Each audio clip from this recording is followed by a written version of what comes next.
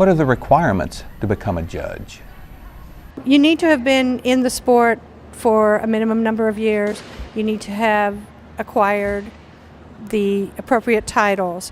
You need to attend the judges clinic, and that includes some, in addition to written tests, you do course designs on the fly, basically. I mean, you're like up all night at night.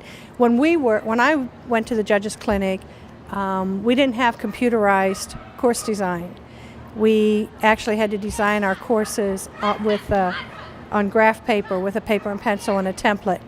Now, designing courses is so much easier for judges because we have the Clean Run course design program, which is a point-and-click type thing and makes it so much easier to do. And then we have the judges clinic also on the last day of the judges clinic. It includes the practical tests where we are actually out on the floor with the reps supervising us and analyzing how we make our calls.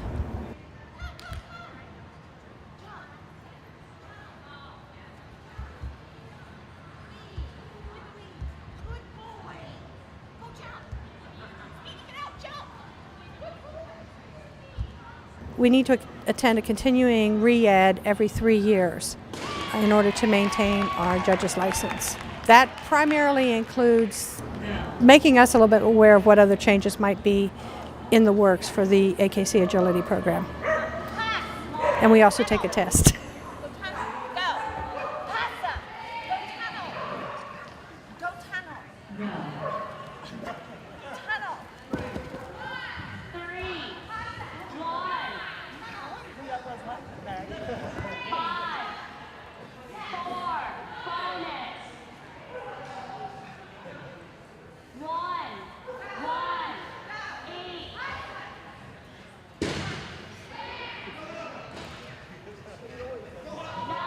If for a refusal or a run out, the hand signal is a closed fist. A run out is incurred anytime that a dog passes the plane of an obstacle without engaging the obstacle.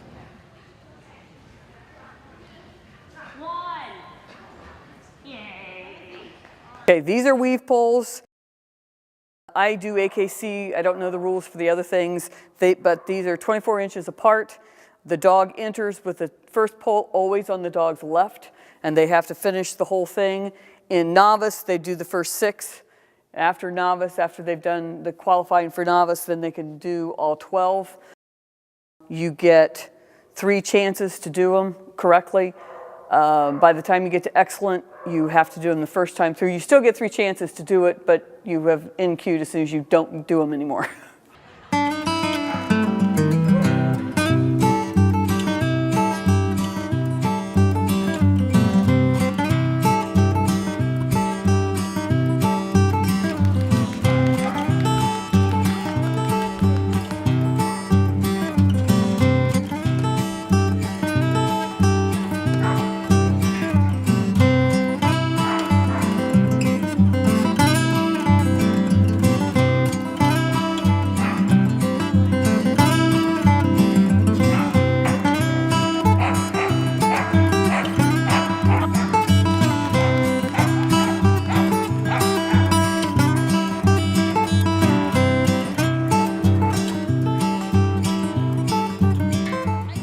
This is a teeter or a seesaw. It is actually the same length of one of the planks of the dog walk. It is 12 inches wide. I know it has to drop.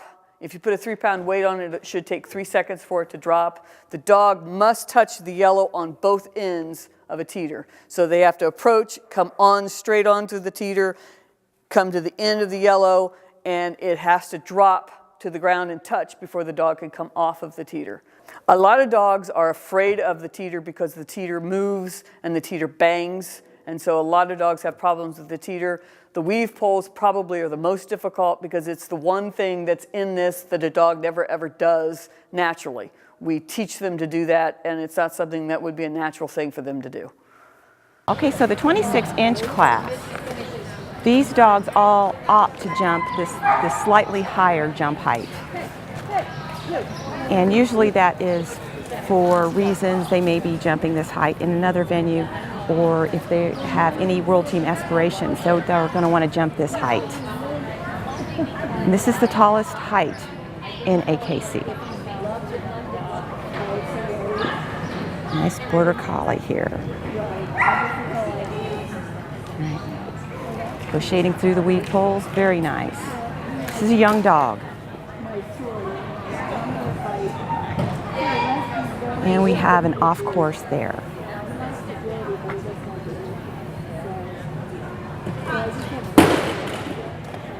And to the pause table. AKC rules say you can do a sit, a stand, a down, whatever you want on the table. Or the tick, but the bar stayed up. Nice turn to the tunnel.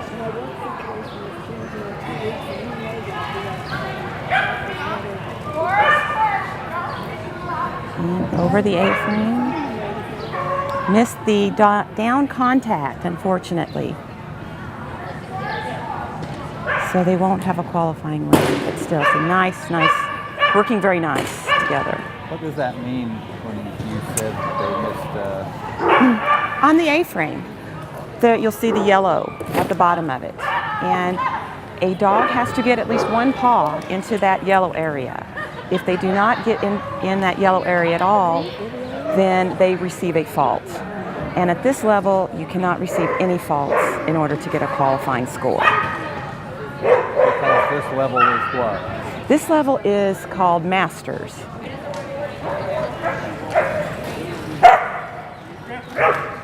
Where does that fit in with the others? So, oh, unfortunately, they came off. The Masters comes at, they have novice for your beginner dogs, then open for your intermediate, excellent A, which is dogs that are new to this level, but they are scored separately. And then we have the Masters level, which is the top.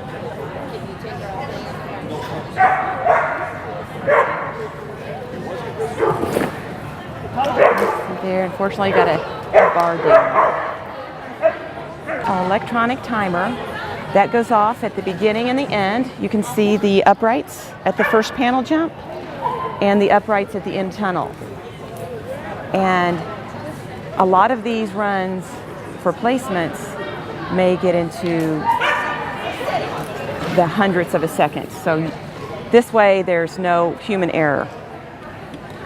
As the dog goes through, it'll click it on and the timer will start. Now at the last trial, there was some lady who a dog would start it, and then the first obstacle was the tunnel.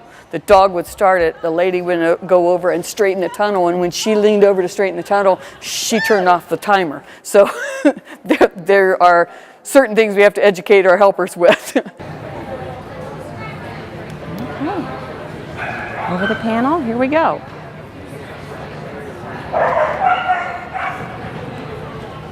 Through the tire. Ooh, really collected nice for those weaves. Got in there. What does that signify? And the bar down is a fault, so they will not be able to qualify on this run. But you can still continue. But at this point, he downed his dog, so. I helped get all the equipment ready to go out to the facilities out in Clark County. We had to get that all together for the movers. I was mainly just dealing with emails back and forth, making sure the committees were running and everything that was going okay. If they had any issues, we tried to resolve them before the trial happened. The best breed of dog to own is the one that you love. We normally try to start with our obedience classes first. We try to recommend those first because if you don't have a proper recall, as we call it for a dog, getting them to come back to you, you sort of can't progress on. Your dog has to be dog friendly because you're doing group classes here, and it's a good way to socialize your dog and to get interested in things. Not every dog likes agility. Not every dog likes obedience. So there's just different things that you can do with them here. So we have obedience classes, we have rally classes, agility classes. We also have confirmation classes. They have freestyle classes. which is dancing with the dogs. Here she is with her golden, and coming around that double and the triple. Those are big jumps. Through the chute, and then on to the tunnel to finish. It's a little bit of a turn, so it's hard to get there. Okay, out through the tunnel. I'm going to go through the tire to the weave. So a little bit of problems there. They didn't incur a fault. Continue to work through them, so they're good. Jump to the A-frame. Rear cross on that. Looked at that tunnel and went around a jump. So that is a fault there for them.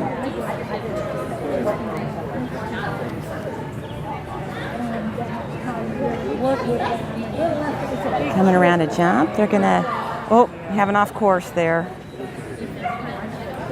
And an off course is? An off course is taking a obstacle that is not part of the sequence. So they were supposed to go to the teeter, but the dog saw the tunnel and opted to take it. Here they're coming around through their big jumps. Went around the triple. To the chute. Oh, and we're another off course, saw that tunnel, liked it. Oh, they're having fun now. So, okay. And here we go. And likes that tunnel. And that tunnel probably will need to be reset just a little bit.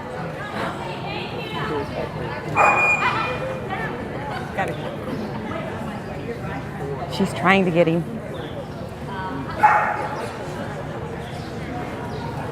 This is a tunnel. The tunnels come in 15-foot and 20-foot lengths. They have to be opaque. They can't be real dark so the dog doesn't get scared of it or doesn't see the end of it. They could be straight, they could be curved, they could be S shapes. They're 24 inches in diameter. The dog has to enter and come out the other end. Okay, here we go.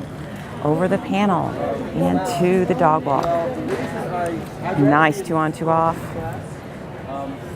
Oh, unfortunately missed that tire. That's a refusal. Is that A refusal is a fault, and you cannot have any, unfortunately. But they still get to run, and they're running very nicely.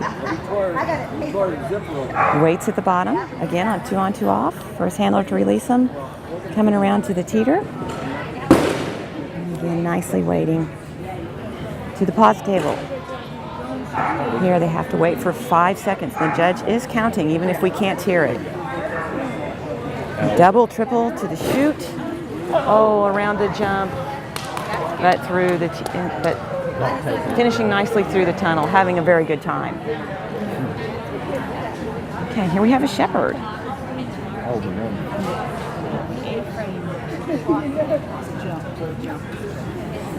Okay, over the panel. It is a timed event, and the timer you can see, which is started by electronic timers at the beginning and shut off at the end. So the idea is to negotiate this course in the sequence that is set forth cleanly, meaning without faults. And the fastest dog in each jump height then wins, or they're placed, if you rather. This is a table. In AKC, the dog has to come and stop and stay there for 5 seconds. It used to be that the dog they would choose which behavior to do. Now they just can go and stand there and wait for 5 seconds before they could go. They have to approach on one side. They cannot pass it by and then come back around the back of it. They have to come from the front or from the sides. This is her baby. Very young team, very nice Doberman. New to this level. Very nice. Nice 2 on 2 off, turned. Oh, unfortunately we missed the tire, got a refusal. And into the weave poles and doing a nice job there. Oh, made that jump. Down that. and is waiting for her handler to release her. And around the jumps. A little wide, but that's okay. This is a very young dog doing a good job. Oh, well, on the teeter and off, and they're moving on, I believe, in order to not incur a fault that would violate the 4-paw safety rule. That rule simply says if you get on an obstacle with all 4 paws and you get off of it for whatever reason other than falling, you cannot get back on it.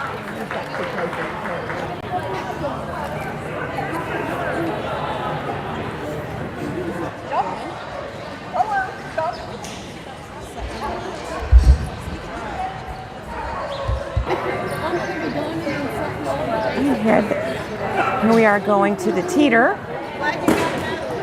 and then to the pause table. And the judge is beginning their 5-second count. Even if we can't hear, nice sit there. It's your choice what you'd like to do. Sit, stand, down, finishing and turning into the tunnel.